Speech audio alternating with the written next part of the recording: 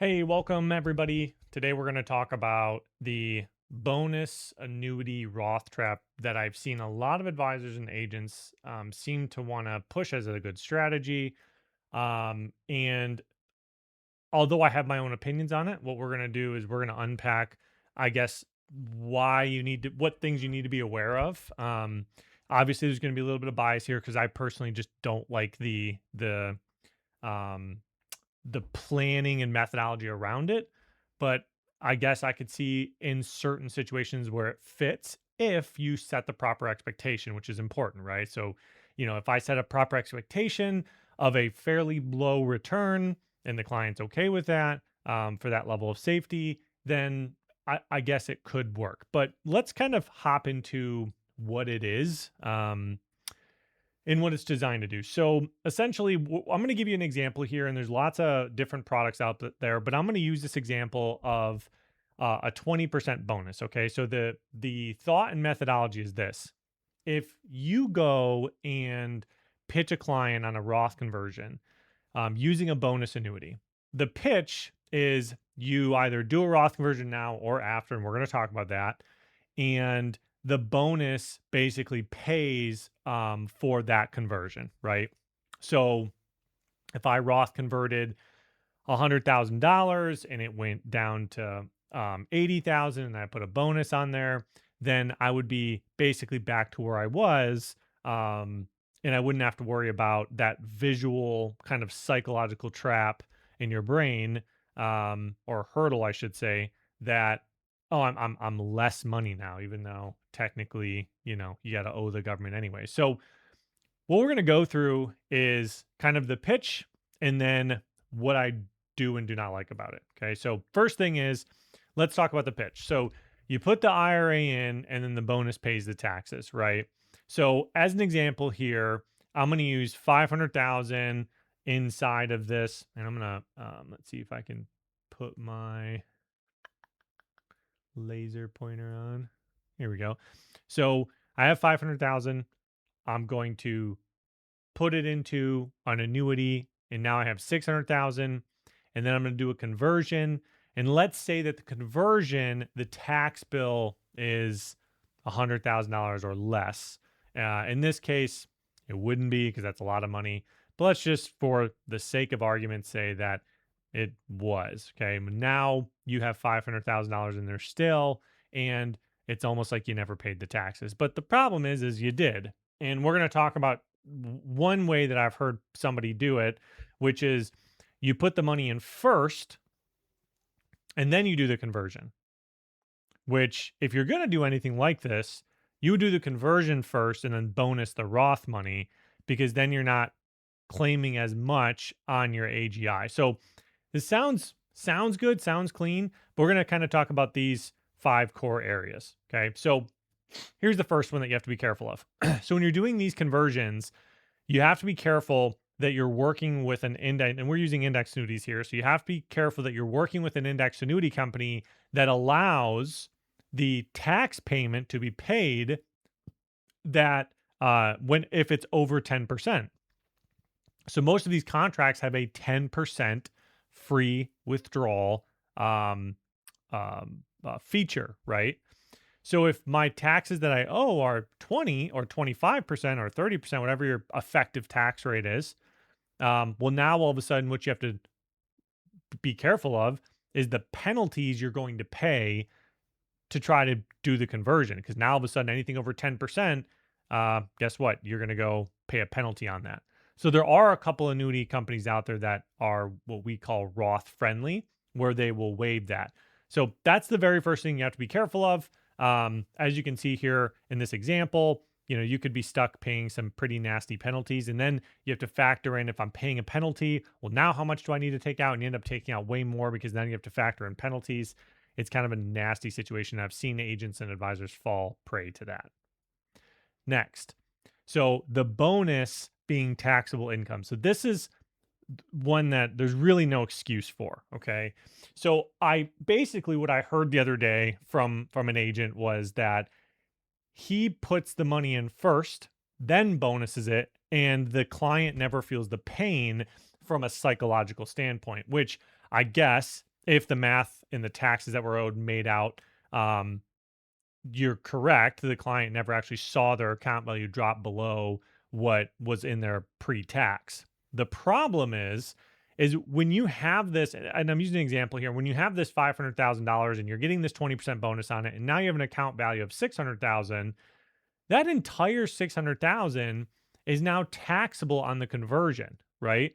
So the issue here is that, it's this kind of like AGI, and it ripples all the way through to a bunch of different problems. So the first one is your bracket, right? Now all of a sudden you have more, and it doesn't matter if this is 100,000 or 50,000, it doesn't matter. You now have more that you're converting compared to what you originally could have converted, right?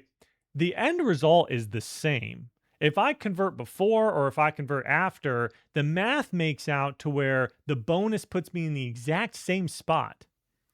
So why would you voluntarily put the money in and then get a bonus on it and then convert? You're paying more in taxes for no reason, right? Instead of a conversion and then a bonus, which again, I'm not a big fan of that either. But so you deal with your tax bracket creep. Now you have to deal with obviously more AGI. How much of your Social Security is being taxed?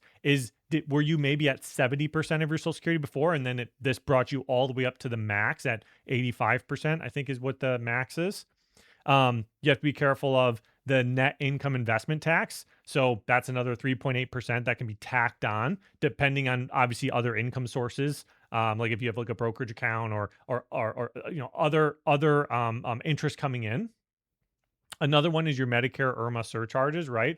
So if you're doing these Roth conversions, this is something that you have to be aware of in general, which is IRMA. And IRMA has its own. There's a lot of different Maggies you have to worry about. So modified adjusted gross income, what there is a Medicare IRMA that you have to be careful of, and that's its own kind of Maggie. So this is just another thing to be aware of. That's Roth conversions in general, like I said, but this can make it even worse. That extra 100,000 in this case could have bumped you up another one or two brackets, right? Now you're paying a significantly more higher or significantly higher Part B premium. And then you have like phase out credits and deductions, right? So, maybe that extra AGI phased out a bunch of tax credits and deductions that you could have gotten. So it just overall costs you more. There's no reason to do it this way. There's if you do the math on it, if I had a calculator here in front of me, if I take a 20% bonus, right? And let's just say my taxes were 15%. So 500,000, which your tax would be a lot higher than this, but 500,000 turns into 600,000. You take the 15% in taxes out and you're left with whatever that number is. Okay. If you take the 500,000, do the conversion, then put the bonus on it, you're at the exact same number in both situations. The exact same number. Okay. So there's no reason for you to do that. It maths both ways. One way just screws you in taxes and gives the government a lot more. Okay, next one. The bonus comes out of the options budget. So this is very important. So carriers don't just give money away. That bonus is financed up front. Okay. The way that I explain it is that, these carriers are essentially working with, let's say let's see if I can throw my pen on here. So let's say these carriers are working with, can I write in here? Okay. So like 6.5% is what the yield is on on their general account. So over a 10-year period, they might make 60, let's just make the math easy. They might make 65% in total return on the money that you have invested in the annuity. Well, what they're doing is they're essentially fronting 20% of that, right? And then they're also paying the commission. Let's say the top of the commission level is 10, right? So now all of a sudden their budget they have over that 10-year period, they're looking at 35. Well, maybe they need 20 of that again for operations expenses as well as profit margin. So now what you're sitting at is a total of 15% divided by 10, which is a 1.5% options budget. And if anybody knows anything about options, 1.5% doesn't really get you much. But if you had a bonus on there, or I'm sorry, if you didn't have a bonus on there and you removed that, that would give you an extra 2%. So now your options budget would be 3.5. Okay. So hopefully you followed that math, reverse the video, back it up, watch it again. So that difference is huge. You are giving up a ton of potential future returns. And in most cases, you may be giving up more than half your total options budget. So if, let's just say in a bonus product, maybe I make 4% a year on it. In a non-bonus product, maybe I could have made 8%. Now, is that ambitious? Sure, but I think 4% of bonus products ambitious. So it's basically you're halving the budget, therefore you're going to half the returns in general. So you're going to see this kind of break even on any type of like graph where the bonus, obviously your account value is going to start out higher, but then over time, its performance over the years is just going to be lackluster. While in a non-bonus product, it's going to catch it. So if you would have just paid the taxes, got into a better performing vehicle, you would have skyrocketed past the bonus product. And yes, it's hypothetical, but you can go test it. And that's exactly what we did. So what I did is I took the same carrier, one carrier, and I took 3 products that the carrier has. So in this case, we have a carrier that has a 25% bonus with a 0.95% fee on it. And that's a 14-year surrender same, on all of these. Okay. Then we have the same exact product, but with no fee. And then we have the same exact product, but not a bonus. So what we did is we stacked up $100,000 and we indexed whatever the index rate was. We actually ran an illustration and we put half of it into an S&P cap and half of it into an S&P par.